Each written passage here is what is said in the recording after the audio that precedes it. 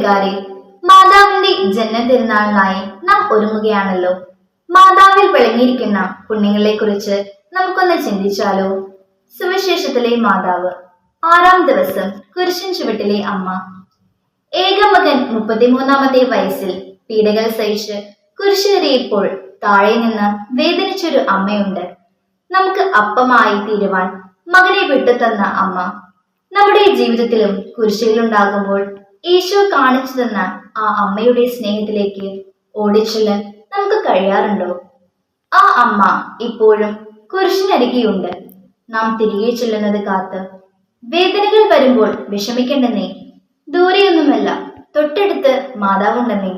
മാതാവിനെ നമുക്ക് കൂട്ടുപിടിച്ചാലോ? നിങ്ങൾ റെഡിയല്ലേ?